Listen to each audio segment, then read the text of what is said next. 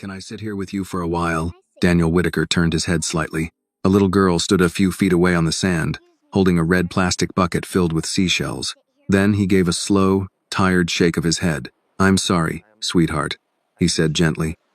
"I think I'd like to be by myself for a little while. I just need some quiet time. But thank you for asking." The girl nodded politely. "Okay." Daniel expected her to walk away, but instead, she stepped a little closer and carefully sat down in the sand beside him, leaving a respectful space between them. She placed the bucket down and looked out toward the ocean just as he had been doing. Daniel glanced sideways at her. "You heard what I said, right?" he asked softly. "I did," she replied. The girl swung her feet lightly in the sand. "My mom says when someone feels really sad," she said thoughtfully, "it helps if they're not alone." Daniel exhaled quietly. He didn't respond. "Sometimes," she continued, "having one friend sit with you and talk makes the empty feeling smaller." Daniel rubbed his hands together slowly. "I appreciate that," he said, "but I'm not very good company today." "That's okay." She turned her head and looked at him with calm seriousness. "You still look like someone who shouldn't sit alone." Daniel didn't answer. The girl reached into her bucket and gently poured its contents onto the sand. A small pile of seashells scattered between them. She began arranging them carefully. "My mom also says," the girl added, "that when people feel lonely, having someone sit with them makes them feel less empty inside." Daniel watched her for a moment. "What are you making?" he asked. "A house." She pressed a white shell into the sand. "For the ocean." Daniel raised an eyebrow. "For the ocean?" She nodded as if it made perfect sense. "Sometimes the ocean gets lonely too." Daniel stared at the tiny shape forming in the sand. Something about the sentence tugged unexpectedly at his chest. The girl leaned forward and traced a small path in the sand with her finger. Then she looked up at him again. "Can I ask you something?" Daniel hesitated. "What? Why are you sad?" Daniel blinked. He looked back at the horizon before answering. "That's a long story." "You can tell me," she said. Daniel gave a small shake of his head. "You're a little young to understand all of that." The girl thought about it for a moment. Then she nodded. "That's true." Daniel almost smiled. "But I can still listen," she added. He looked at her again. She spoke gently, like someone repeating advice she had heard many times. "My mom says when people talk about the sad things in their hearts, the sadness gets lighter." "Lighter?" Daniel asked.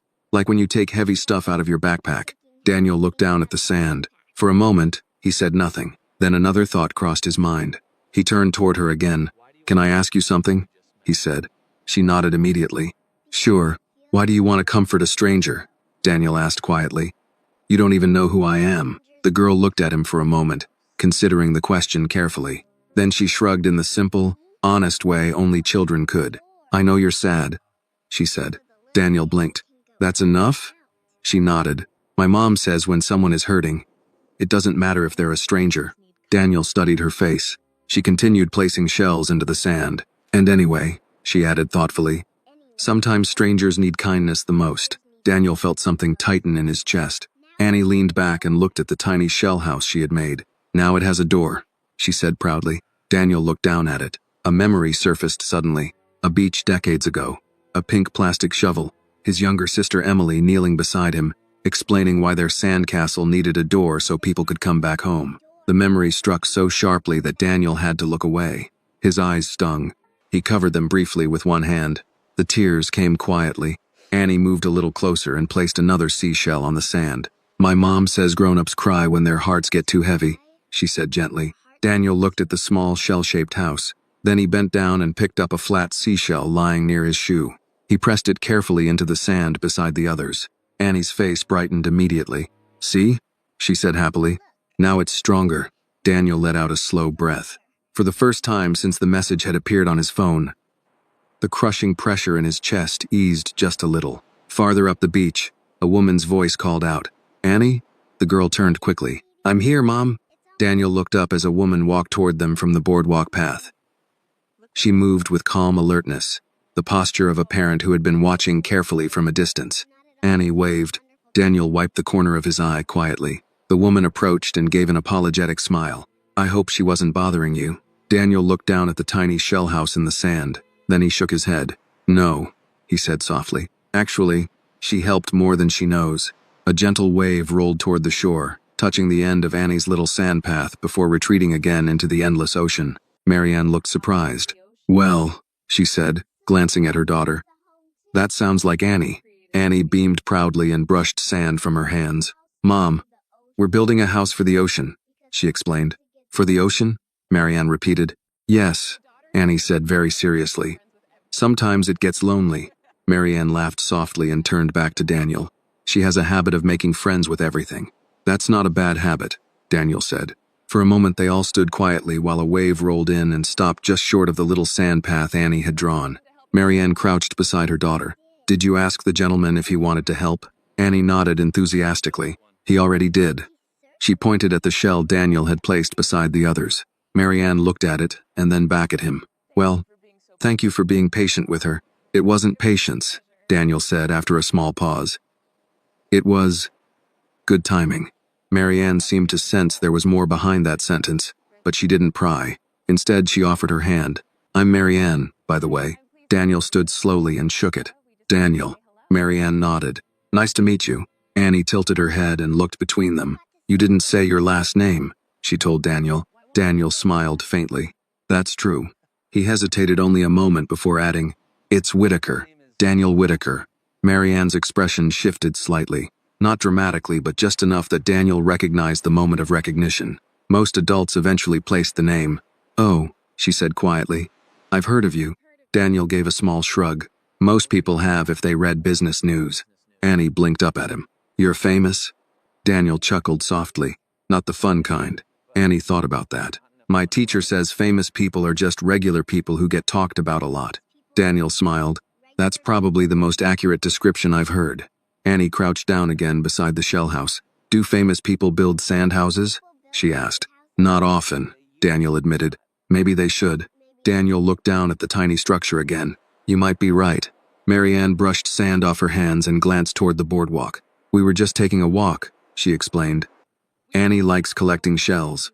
Annie lifted the red bucket proudly. I found 23. 24. Marianne corrected. You gave one to the dog earlier. That one didn't count. Daniel laughed quietly. The sound surprised him. He hadn't expected to laugh today. His phone buzzed in the sand beside him. He ignored it. Annie noticed immediately. Is your phone mad at you? She asked. Daniel looked at the screen briefly. 3 missed calls. Robert Hale, his lawyer. Daniel flipped the phone face down again. You could say that. Marianne raised an eyebrow. Work trouble? Something like that. She nodded sympathetically. Those days happen. Daniel looked out at the ocean again. They seem to happen more when you sign very large contracts. Marianne studied him for a moment. You're the businessman Annie was trying to cheer up. That's me. Annie looked pleased. See, Mom? I told you he was sad. Marianne Sihil softly. Well, at least you're honest. Daniel watched Annie press another shell into the sand. You take beach architecture very seriously, he said. She nodded. Strong houses matter. Why? So they don't fall down when the waves come. Daniel felt that sentence settle heavily inside him. If this moment touched your heart, take a second to like this video, tell us in the comments where you are watching from, and subscribe to the channel for more stories that remind us what really matters in life. Marianne noticed the change in his expression. You okay? She asked gently. Daniel nodded slowly. I will be. The wind shifted across the beach. The sun had begun to dip lower toward the horizon, painting the water with streaks of orange and silver. Families nearby began gathering their things. Evening was coming. Annie studied the tiny house again. The walls need one more shell. Daniel scanned the sand and picked one up nearby. He handed it to her. There you go. She placed it carefully into the side of the house and leaned back to admire the finished shape. Perfect, she said. Daniel looked at it thoughtfully. Do you think it will survive the tide? Annie shrugged. Maybe. That's not very confident. She grinned. If it falls down tomorrow, we can build another one. Daniel felt something shift inside his chest again. Such a simple idea. Build again. Marianne stood up and brushed sand from her jeans. We should probably head home, she said. Annie grabbed her bucket. Then she looked back at Daniel. Are you going to be okay, Mr. Whitaker? Daniel hesitated. Then he nodded. I think I will. She seemed satisfied with that answer. Good. She turned and took a few steps toward the boardwalk before waving back. Bye, Daniel. He raised a hand. Bye, Annie. Marianne gave him one last polite smile. Take care. You too. They walked away together up the path. Daniel remained standing there for a moment, listening to the waves. The beach grew quieter. He looked down at the tiny shell house again. Daniel picked up his phone. Robert Hale's name still glowed on the screen. He slipped the phone into his pocket and looked at the ocean one more time. Strong houses matter, he murmured to himself. Then he turned and began walking toward the boardwalk. Daniel had driven less than 10 minutes before his phone started ringing again. This time he answered, "Robert." His lawyer did not bother with hello. "Where the hell have you been?" Daniel kept one hand on the steering wheel as he eased his black SUV onto Pacific Coast Highway. Evening traffic had thickened, headlights beginning to streak against the fading California light. To his right, the ocean was still visible in flashes between parked cars and palm trunks, darkening by the minute. "At the beach," Daniel said. There was a short silence on the other end. "The beach," Robert repeated flatly. "Yes." Robert let out a long breath that sounded dangerously close to a prayer for patience. "Daniel, I have spent the last hour trying to keep your executive team from tearing each other apart. Your CFO is in panic mode. Investor Relations wants a statement before Asian markets open, and half the board is already asking whether Victor Lang set this up from the beginning." Daniel's jaw tightened. "He did." Another silence. "You're sure?" "I'm sure enough to say it out loud." Robert's voice lowered immediately, shifting from irritation to focus. "Then turn around and get to the office. I've got copies of the revised contract, the email trail we could recover, and enough red flags to make me physically ill." Daniel merged into the left lane. "I'm on my way." "You sound strange." Daniel almost smiled. "I had an unexpected conversation." "With whom?" "A 6-year-old. Robert said nothing. Daniel added, "She was smarter than most people in my boardroom." That earned a tired huff of laughter. "Good. Maybe bring her to the emergency meeting." By the time Daniel reached downtown Los Angeles, the city had fully shifted into night. Glass towers reflected the last violet traces of sunset. Restaurant patios glowed warm against the cooling air. Traffic lights flickered over long lines of brake lights and impatient drivers. Whitaker Ventures occupied the top 11 floors of a sleek tower in Century City. All steel, glass, and immaculate control. Normally, the building made Daniel feel powerful. Tonight, it looked like a machine waiting to judge him. He parked in the private underground garage, rode the elevator to the 31st floor, and stepped out into a reception area that was far too bright for the kind of day he'd had. A few assistants were still at their desks, speaking in lowered voices. Heads turned when he walked in. People stood straighter. Screens were minimized. The air changed. That part of power had always exhausted him. Robert Hale was waiting outside the conference room, tie loosened, reading glasses low on his nose, one hand wrapped around a paper cup of coffee that had probably gone cold an hour ago. Robert had been with Daniel since the second year of Whitaker Ventures, back when the company was still small enough to fit its legal team into a single office. He was in his early 60s now, silver-haired, sharp-minded, and stubborn in a way Daniel had long ago learned to trust. "You look terrible," Robert said as Daniel approached. "Nice to see you too. You smell like seawater." Daniel handed him his jacket. "That would be because I was at the beach." Robert stared at him for one beat, then opened the conference room door. Inside, the atmosphere was worse than Daniel expected. 3 members of his executive team sat around the long walnut table, laptops open, faces strained. Financial models glowed across the wall monitors. Red numbers everywhere. Loss projections, exposure charts, headlines already forming in digital news feeds along the right-hand screen. Daniel did not sit immediately. He walked to the far end of the table, set both hands against the polished surface, and looked at the projections. "How bad?" he asked. His CFO, Linda Marquez, answered first. "If Lang Capital forces the current interpretation of the liability clause, we absorb almost the entire infrastructure overrun. That means immediate losses in the 9 figures and potentially more if creditors decide we concealed material risk." "We didn't conceal anything," Daniel said. "That won't stop them from saying it." His head of investor relations, Sam Bennett, leaned forward. "The market won't wait for nuance. There's already chatter online that Whitaker got greedy. If we don't control the narrative by morning, Victor will." Daniel turned to Robert. "Show me." Robert tapped a key on his tablet, and one of the wall screens shifted to a marked-up contract. "Section 14, Robert said. "The revised risk allocation language." It was inserted in the final round and disguised as a harmonizing amendment tied to municipal compliance. "Your outside team reviewed it against the earlier draft but didn't flag the cross-reference buried in Appendix C." Linda spoke through clenched teeth. "Because Appendix C was moved." Robert nodded. "Exactly. On purpose." Daniel stared at the screen. The legal language was elegant in the most poisonous way, smooth, technical, and crafted to be missed by anyone not specifically hunting for a knife. Victor had not won by force, he had won by patience. Daniel felt the old anger rise again, but now it was clearer, colder, more useful. "Who else has seen this?" he asked. "Just us," Robert said. "And I'd like to keep it that way until we decide whether we're negotiating, litigating, or preparing for war." Sam muttered. "It's already war." Daniel finally took his seat. The leather chair felt unfamiliar tonight, as if it belonged to a man he had been this morning and wasn't quite anymore. He looked around the table. Linda, fierce and precise, who had worked 80-hour weeks for him and missed more family dinners than any person should. Sam, smooth under pressure, though sweat was gathering at his temples now. Robert, who had once told Daniel that the most dangerous moment in any empire was when the man at the top began believing he could no longer be touched. Maybe this was that moment. Daniel leaned back slowly. "Victor wants panic," he said.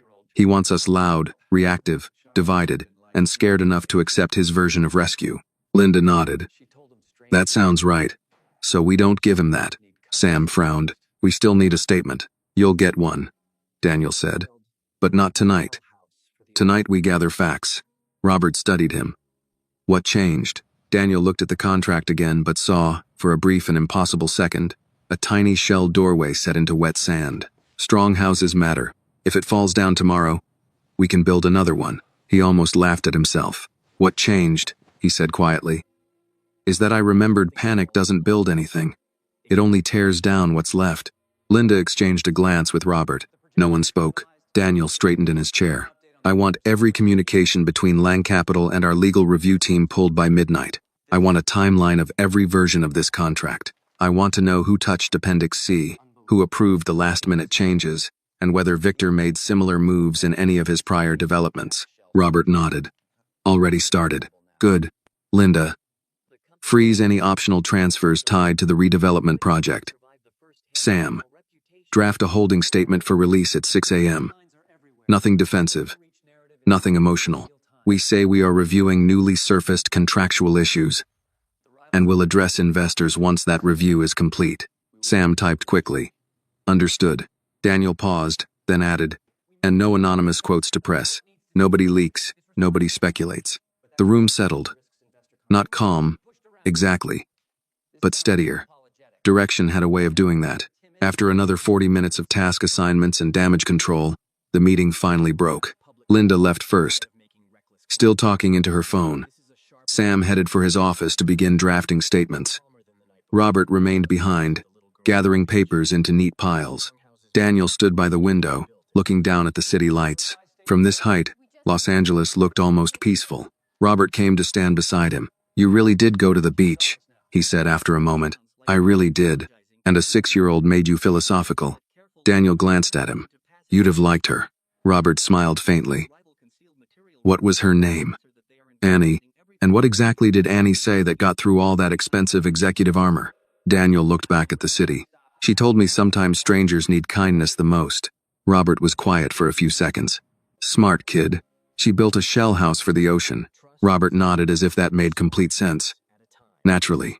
Daniel slipped one hand into his pocket and felt a grain of sand still caught in the cuff of his trousers. It should have annoyed him. Instead, it grounded him.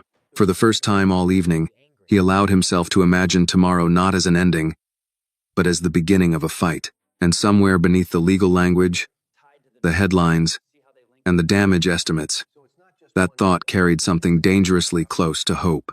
Daniel Whitaker woke before the alarm. For a few seconds he lay still in the quiet darkness of his bedroom, staring at the ceiling as the faint blue glow of early morning slipped through the curtains. His mind was already moving, assembling problems before the day had even begun. Victor Lang, the contract, the press, investors, damage control. It all came back immediately. Daniel sat up slowly and rubbed his eyes. The ocean air from the evening before still lingered faintly in his memory, the sound of waves, the smell of salt, the small shell house pressed into the sand, and a little girl's voice. "If it falls down tomorrow, we can build another one." Daniel exhaled and swung his feet onto the floor. He had built companies from scratch before. Rebuilding was not the frightening part. The frightening part was discovering who had been quietly setting the fire. By the time Daniel arrived at the Whitaker Ventures Tower again, the The city was fully awake. Traffic crawled along Century Park West. Delivery trucks rumbled past coffee shops already filled with early commuters. Inside the office, the mood had shifted from shock to controlled urgency. Screens flickered with spreadsheets. Assistants moved quickly between desks. The quiet hum of crisis management had begun. Robert Hale was already inside the conference room again, sleeves rolled up, reading glasses on, surrounded by printed pages and legal binders. "You slept?" Robert asked, without looking up. "Barely." "Good. That means you're still human." Daniel dropped his briefcase onto the table. "What did we find?" Robert slid a stack of documents toward him. "Enough to confirm your suspicion." Daniel flipped through the pages. Highlighted emails, legal revisions, timeline notes. Victor Lang's fingerprints were everywhere. 3 other projects, Robert said. Different partners, similar clause structures. Each time the liability quietly shifted to the other side.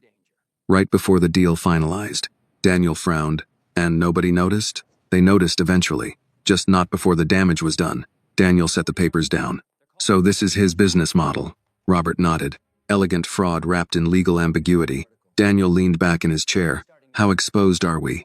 "Bad, but not fatal," Robert replied. "Your company has enough liquidity to absorb the first hit. The real danger is reputation." Daniel already knew that. Markets were brutal about weakness. Fear spread faster than truth. Sam Bennett hurried into the room holding a tablet. "The press is starting to move," he said. Daniel took the tablet. A financial news headline glowed across the screen. "Whitaker Ventures project collapses. Investors demand answers." Another one followed seconds later. "Did tech billionaire Daniel Whitaker overreach?" Daniel handed the tablet back. "That was fast." "It's going to get worse by noon," Sam said.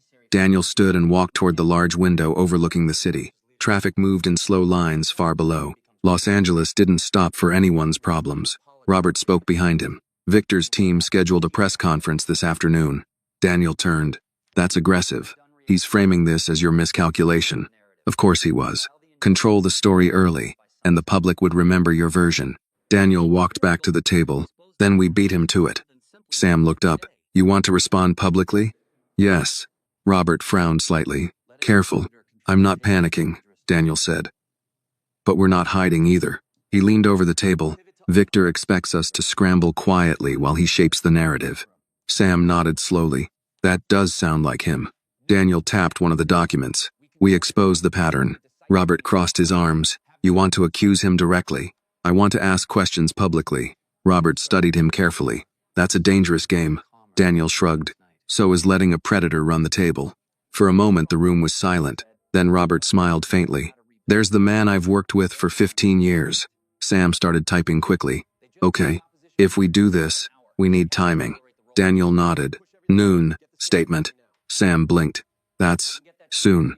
"Exactly." Robert leaned forward. "Let me review the language first." Daniel nodded. "Do it." Sam hurried out of the room. Robert gathered the documents again. "You seem calmer than last night," he said. Daniel considered that. "I am." Robert raised an eyebrow. "Because of Annie?" Daniel smiled slightly. "Partly." Robert chuckled. "A 6-year-old beach philosopher." Daniel looked down at the table, remembering the tiny shell doorway pressed into the sand. "She said something interesting." "Oh? Strong houses matter." Robert nodded thoughtfully. "Smart kid." Daniel added quietly.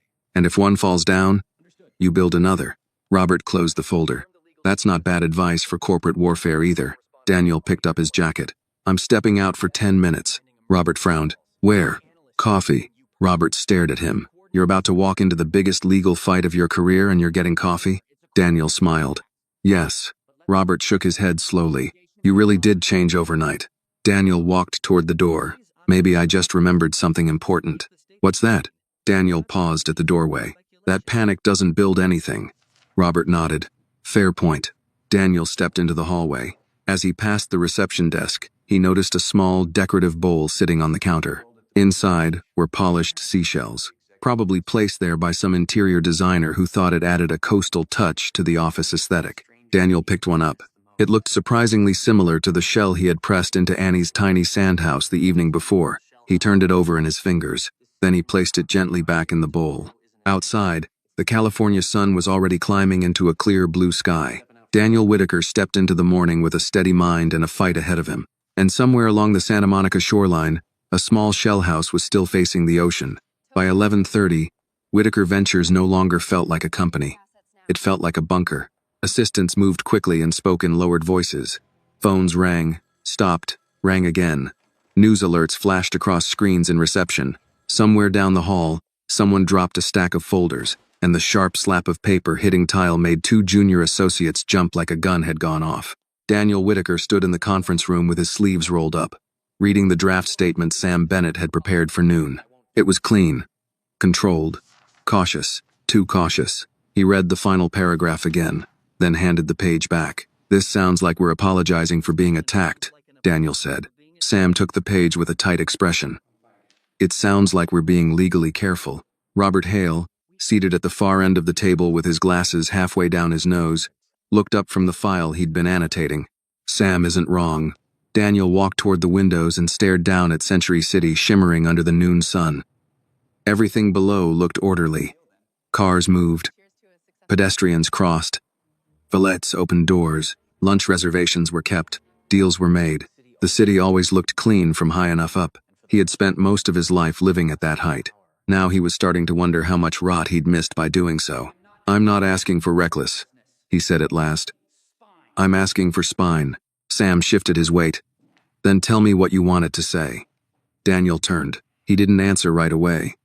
On the screen behind them, a financial network had placed Victor Lang's headshot beside his own, the chyron beneath it already sharpening the story into something simple and cruel. Whitaker faces questions after failed coastal deal. Victor, with his silver hair, disciplined smile, and old money stillness, looked every inch the composed statesman of capital, a man who had probably already chosen his tie for the afternoon press conference. Daniel knew men like Victor. They weaponized calm. They let other people look emotional, unstable, guilty. Not this time. He went back to the table and braced both hands against it. "I want this in the statement," he said. "We have identified significant irregularities in final contract revisions associated with the redevelopment agreement. We are conducting an immediate review of those changes and of related transactions. Until that review is complete, we will not speculate, but we will not be silent." Sam typed quickly, then glanced up. "That's stronger. That's the point." Robert tapped a pen against the table. "The word irregularities gives us room." "I can live with that," Daniel nodded. He had learned long ago that language mattered most when the ground was moving under your feet. Sam cleared his throat. "And if they ask whether Lang Capital intentionally concealed material risk," Daniel's face hardened, "then I say we are investigating every possibility." Robert watched him for a long moment. "You're ready to make this public?" Daniel looked at him. "I'm ready to stop acting like silence is dignity." That landed in the room harder than he'd intended. Sam glanced down. Robert said nothing. For just a second, Daniel heard Annie's voice again, soft and certain beneath the sound of the surf.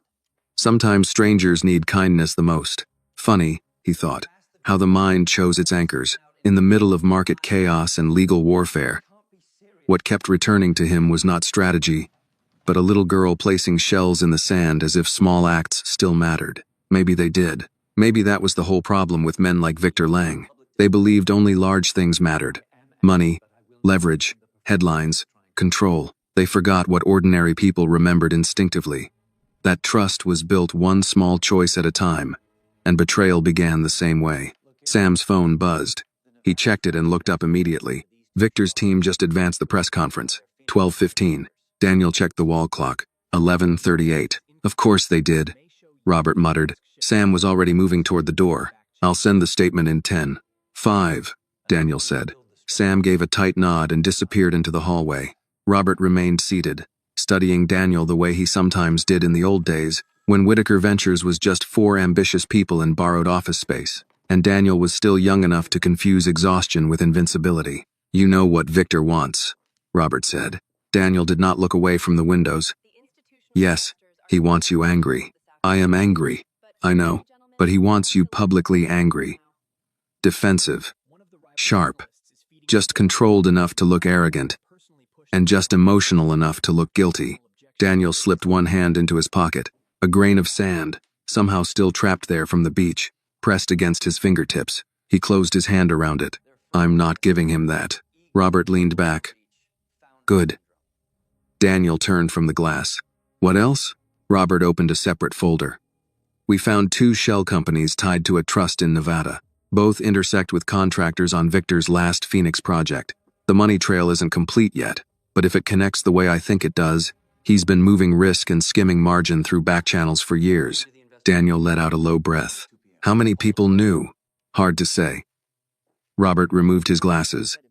Enough to build the structure. Not enough to stop it. Daniel nodded slowly. That sounded right too. Corruption rarely required an army. Just a few people willing to look away while someone confident did the stealing. His office phone lit up, then his cell, almost at the same moment. He checked the screen. Linda Marquez. He answered immediately. Linda. Her voice came fast. We've got movement. What kind? 3 institutional investors just requested emergency calls for this afternoon, but that's not the real problem. One of Victor's analysts is feeding language to reporters that implies you personally pushed the final revisions after internal objections. Daniel went still. That's a lie. I know it's a lie. Robert was on his feet now, reading Daniel's expression. Linda continued. There's more. They're hinting this isn't just bad judgment, it's ego. Overreach. Founder syndrome. The usual poison. Daniel closed his eyes for 1 second. There it was. Not just attack the deal, attack the man. If the public could be made to believe this was Daniel Whitaker finally brought low by his own arrogance, then every future defense would sound like pride refusing to die gracefully. It was elegant. It was vicious. And it was exactly the sort of thing Victor would do before lunch. When do the calls start? Daniel asked. 2 p.m.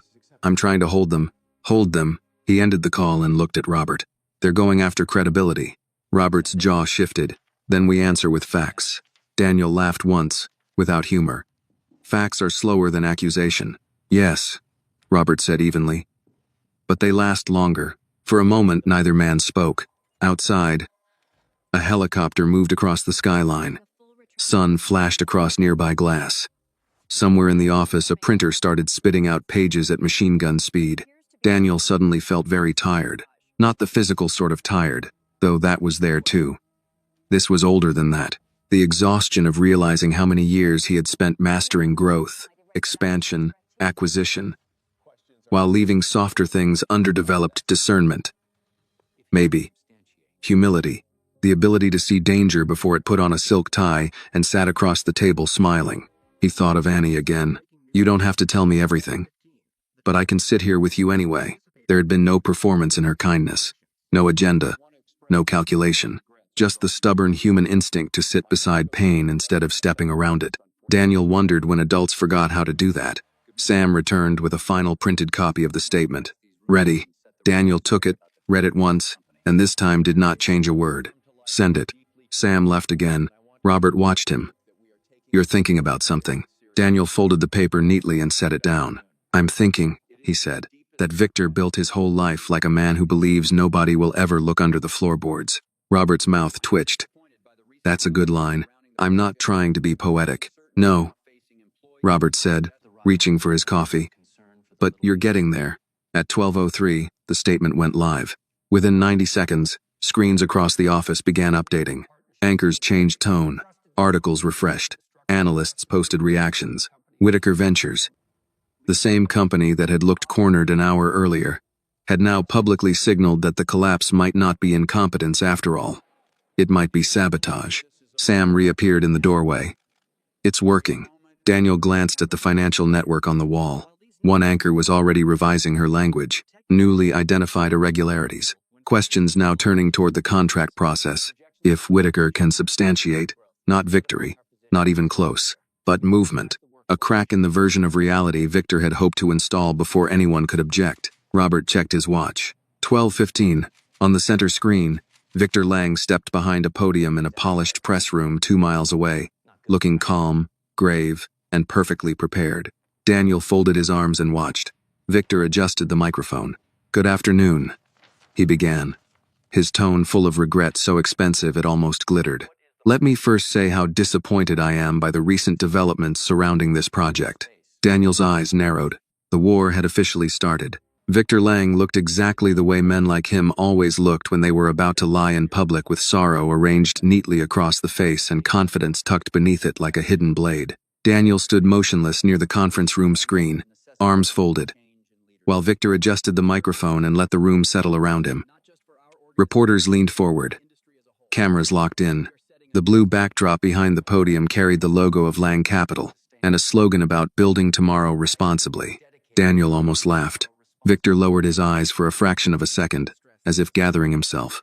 "Good afternoon," he said, voice smooth and regretful. "Let me first say how disappointed I am by the recent developments surrounding this project, and by the financial uncertainty now facing employees, investors, and communities that believed in its promise." Sam Bennett muttered under his breath. "He's opening with concern for the little people." Classic. Robert Hale said nothing. He was already making notes. Victor continued. "At Lang Capital, we entered this partnership in good faith. We trusted the process. We trusted the structure. And we trusted the leadership of Whitaker Ventures to carry out the obligations they had expressly agreed to." Daniel's jaw tightened. There it was. Not an accusation blunt enough to be challenged in one sentence. Something subtler. Something polished for television. Whitaker Ventures, leadership, obligations. Point the audience toward guilt and let their own assumptions do the rest. Victor paused, lifted one hand, and gave the crowd the expression of a disappointed statesman. "I do not believe this is a moment for panic," he said. "But I do believe it is a moment for accountability." On the screen behind him, a chart appeared. Selective numbers, carefully framed overruns, highlighted liabilities. Nothing technically false. Nothing honestly true. Daniel stared at it, then reached for the remote and muted the screen. The silence inside the conference room felt heavier than Victor's voice had. Sam turned first. "He's good. He's practiced," Robert corrected. Daniel walked toward the table, picked up a copy of the statement they had already released, and set it down again without reading it. He already knew every word. "What's the market doing?" he asked. Linda Marquez, joining by speakerphone from the 33rd floor, answered immediately. "Holding. Surprisingly. Some drop, but not a collapse. Your statement bought us space." "Space is good," Daniel said. "Not if he fills it faster than we do." Robert glanced toward the muted screen where Victor's mouth still moved in calm, measured shapes. "He's not just defending himself," Robert said. "He's baiting you." Daniel knew that. Victor wanted a reaction. He wanted the story to become emotional, personal, theatrical. If Daniel lashed out too fast, then every reporter in the city would frame it as a wounded billionaire refusing to accept the consequences of his own arrogance. Daniel looked through the glass wall of the conference room into the outer office beyond. People moved quickly, but not chaotically. Phones, screens, clipped voices, legal folders. Crisis had a rhythm, and this was now the tempo of his life. He thought, unexpectedly, of Annie's small hands pressing shells into wet sand. Now it's stronger. It was absurd that this kept coming back to him, and yet it did. Not because it was cute. Because it was true. You didn't reinforce fragile things by kicking at them. You reinforced them by placing one steady piece beside another. Daniel turned back to Robert. "What's he not saying?" Robert didn't need to think long. "He's not denying involvement in the revisions. He's not addressing timeline authorship. He's not mentioning the shell entities." Daniel nodded. "Good." Sam frowned. "Good? It means he still thinks he can stay one step above specifics." Robert's expression sharpened. "And that gives us room to drag him into them." Daniel walked to the head of the table and sat down. "Call the forensic team." Sam blinked. "The outside firm?" "Yes." Robert nodded slowly, already following the thought. "Independent review." "Exactly." Daniel looked at Linda's blinking line on the speakerphone. "And I want every cost transfer related to the redevelopment project mapped visually. If Victor built this the way I think he did, the money trail won't just exist. It'll repeat." Linda answered. "I'll have my team working on it within the hour." Daniel muted the speaker for a moment and looked at both men in the room. "He's counting on two things," Daniel said. "First, that he can make this about me before it becomes about the deal. Second, that the public will get bored before the details catch up." Sam nodded reluctantly. "He may not be wrong. Then we make the details impossible to ignore." Robert's mouth twitched faintly. "There he is." Daniel leaned back in his chair, but there was no comfort in it. He was thinking ahead now. Not just to the next statement or the next interview, but to structure, narrative, evidence. What could be proven, and when? What would matter to the public, and what would only matter in court? Men like Victor survived because they understood a very American weakness. People preferred simple stories to complicated truths.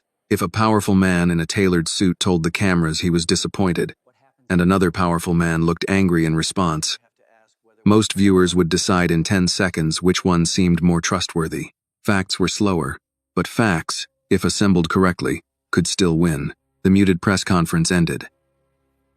Victor stepped back from the podium to a cluster of shouted questions. One reporter rose above the noise. "Mr. Lang, did your team request the final liability language?" Victor smiled with elegant patience. "I think now is the time for cooperation, not finger-pointing." Daniel unmuted just long enough to hear it, then muted again. Robert let out a low breath. "That line alone tells me he's worried." "Why?" "Because innocent men answer the question." Daniel stood again. His office felt too small all of a sudden. The air too conditioned. The windows too sealed. He moved toward the corridor and stopped at the reception desk outside, where the decorative bowl of polished shells still sat beneath soft lighting. He picked one up, white, smooth, ordinary, completely out of place in a billion-dollar office tower. Robert appeared behind him. "You really are thinking about that beach." Daniel turned the shell in his fingers. "A little girl asked me yesterday why adults are so afraid of things falling apart." Robert waited. "She said if something falls down, you build it again." Robert gave a small nod. "Reasonable position." Daniel looked at him. "What if that's not enough?" "For business?" Robert asked. "For life." That earned a longer pause. Robert slipped his hands into his pockets and stared through the lobby glass toward the elevators. "Then you figure out whether what fell apart was ever built honestly in the first place." Daniel went still. It was the kind of answer Robert gave only when he wasn't trying to sound wise, and because of that, it landed. Daniel looked down at the shell again. Had he built honestly? Mostly, yes. He believed that. He had worked for what he had. He had carried risk, created jobs, made decisions that built tangible things in the world. But honesty was not just about effort. It was also about sight, about what a man chose not to see when the numbers were good and the growth looked clean. Victor Lang had not entered Daniel's world by force. He had been invited. That truth sat hard in Daniel's chest. His phone buzzed in his pocket. He pulled it out. A text from an unknown number. It read, "I don't usually do this, but if you're really looking at Lang's contract history, ask about Phoenix Harbor Phase 2. Someone died trying to stop the overruns. Be careful." Daniel read it twice, then a third time. Robert watched his face change. "What?" Daniel handed him the phone. Robert read the message, and for the first time that day, even he looked rattled. "Could be a crank," Robert said. "Could be. But," Daniel slid the shell back into the bowl, "but people don't usually invent specific dead bodies when they're bluffing." Robert exhaled slowly. "Phoenix Harbor Phase 2, he repeated. "I'll have someone pull everything." "No," Daniel said. Robert looked up. "No interns, no junior staff, no leaks, you and me." Robert's gaze held his for a moment. Then he nodded once. "All right." Daniel looked back toward the conference room where screens still glowed with red numbers, statements, and the face of the man trying to bury him in public. The fight had just changed shape. This was no longer only about a failed contract. This was about a pattern, maybe even blood beneath the paperwork. And somewhere under the machinery of the day, Daniel felt the first real spark of something colder than anger and far more useful. Purpose. Daniel did not go home that night. By 8:30, most of Whitaker Ventures had emptied out, the polished hallways settling into the eerie quiet of a building designed for power but not for exhaustion. Cleaning crews moved discreetly through the outer offices with rolling carts and low voices. Downtown lights shimmered beyond the glass, cold and distant, reflecting back at him from every window, like a city that preferred money to truth. Inside Daniel's private office, the lamps were dimmed. His tie lay tossed across the back of a chair. The top button of his shirt had been undone for hours. On the low table by the window sat 2 cups of coffee, both going cold. Robert Hale stood with his reading glasses low on his nose, scanning documents on a tablet while Daniel leaned against the edge of his desk, arms folded, staring at a printed project file marked Phoenix Harbor Phase Ec. The anonymous text sat between them like a lit fuse. "Someone died trying to stop the overruns. Be careful." Robert lowered the tablet slightly. "I pulled the public filings, archived reporting, old permit records, and internal notes from the Phoenix development. At first glance, it looks exactly like every other overbuilt coastal project from the last 10 years. Daniel looked up. At first glance, Robert nodded. At second glance, it looks worse. He walked over and set the tablet on the desk, then slid a printed timeline toward Daniel. Phoenix Harbor was positioned as a mixed-use waterfront revitalization project. Affordable units, public walkways, environmental compliance, all the usual language. Lang Capital came in late, reshaped the financing structure, then cost estimates started moving. Daniel scanned the page. Revised contractors. Delayed reporting. Reallocated funds. Design amendments. Emergency adjustments. So where's the death? He asked. Robert pointed to a single highlighted name near the bottom. Ethan Cole. Daniel frowned. Who was he? Project Risk Analyst. 34. Former Army Corps of Engineers consultant. Hired 6 months before construction escalated. Robert flipped to another page. According to internal reporting, Cole raised written concerns about structural shortcuts, contractor substitutions, and undocumented transfers tied to shoreline reinforcement. 2 weeks later, he was dead. Daniel straightened. How? Officially, Robert said. Single car accident outside Mesa at 11:40 p.m. Driver fatigue suspected. Daniel's silence deepened. And, unofficially, Robert took off his glasses and rubbed the bridge of his nose. Unofficially, there were rumors at the time that he'd been preparing to escalate concerns beyond his immediate chain of command. But the story died fast. Local coverage. No major follow-through. Family asked for privacy. Daniel stared at the name again. Ethan Cole, 34 years old, a man with a job title bland enough to disappear, a death tidy enough not to interrupt anyone's quarterly reporting. He felt something cold slide beneath his ribs. Not shock exactly, not yet. Recognition. This was how powerful men survived. Not by making problems vanish completely, only by making them vanish long enough. Robert looked at him carefully. Daniel. He didn't answer. Robert's voice sharpened just slightly. Don't leap ahead of the facts. Daniel let out a slow breath. I know, but he also knew this much. Anonymous texts rarely came from nowhere. People stayed quiet for years, then cracked open over one detail. One headline. One public lie too many. Maybe Victor's press conference had pushed somebody over the edge. Maybe somebody had been waiting a long time for the right person to notice. Daniel moved toward the window, one hand in his pocket. Down below, brake lights pooled red at intersections. Somewhere out there, people were eating dinner, folding laundry, arguing over bills, helping children with homework, watching late local news with the volume too loud. Real life, untouched by legal language and executive warfare.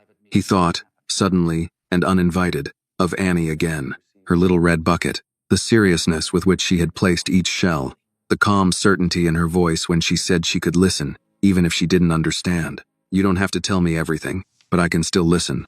He had spent most of his adult life around people who spoke to be useful, impressive, strategic, persuasive. It was unsettling to realize how much power there was in someone willing simply to listen without trying to control the outcome. Robert began organizing papers into piles.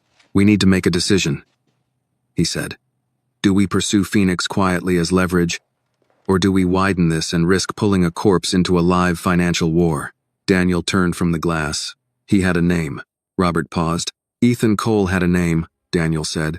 He's not just leverage. Robert held his gaze for a moment, then nodded once. Fair. Daniel came back to the desk. What about family? A sister in Flagstaff, parents deceased, no spouse, no children. Robert hesitated. There was also a fiancé at the time. Engagement ended shortly before the death, according to a local piece. Daniel looked down at the file again. He was old enough to know that tragedy rarely arrived alone. It took pieces. Work, future, trust, love. Then left the remains looking accidental. Robert slid another sheet forward. Here's what bothers me most. 3 days before he died, Cole sent a request for a private meeting with someone inside Lang Capital's oversight arm. No record the meeting happened. Who received it? Robert tapped the name. Victor Lang. That landed hard. Daniel read it twice to make sure he wasn't seeing what anger wanted to see. Victor Lang. Direct. Not buried 6 names down in some chain of middle management. Not plausibly distant. Daniel's mouth flattened into a line. So Ethan Cole saw something. documented concerns, and tried to reach Victor directly. That's what it looks like. And then he died. Robert said nothing. Neither man needed the rest spoken aloud. The office fell quiet except for the distant hum of ventilation and the faint rattle of a cleaning cart somewhere in the hallway. Daniel picked up the printed page and read the final internal note attached to Ethan Cole's name. Employment status closed. Matter resolved. He almost laughed. Matter resolved. There it was again, that language powerful institutions used when they wanted to turn human damage into paperwork. Matter resolved. He set the paper down very carefully. No, he said. Robert looked up. No what? No quiet leverage. No back-channel scare tactic. No using this to get Victor to settle and disappear. Robert studied him. If there's truth here, Daniel went on, then this stops being about saving face. It stops being about recovering losses. It becomes about whether a man like Victor Lang gets to keep walking into rooms and talking about accountability, while other people get buried under his projects. Robert folded his arms. That's a bigger war. I know. It will also become personal. Daniel gave him a humorless smile. Robert, he made it personal yesterday. Robert considered that, then gave a small nod of reluctant agreement. Daniel sank into the chair behind his desk for the first time all evening. Fatigue hit him hard now, but not the same way as the day before. Yesterday, he had been hollowed out by failure. Tonight, the exhaustion came with direction. He looked at the file, then at the city beyond the glass. When I was a kid, he said quietly, my father used to say rich men don't get ruined by enemies. They get ruined by the people they invite close. Robert leaned against the credenza. Wise man? Not especially. Daniel's mouth shifted faintly. But he was right about that. Dying. Resusted, he thought again of how Victor had entered his world, smiling, polished, competent, speaking the language of disciplined growth and measured ambition. Daniel had not just trusted him, he had respected him. That burned more than the money. A soft knock came at the door. Daniel looked up. One of the overnight assistants stepped in halfway. Sorry to interrupt, Mr. Whitaker. Reception just forwarded a call. The woman said it wasn't business, but she thought you'd want to know. Daniel frowned. Who is it? She didn't leave a last name. Just said her name is Marianne.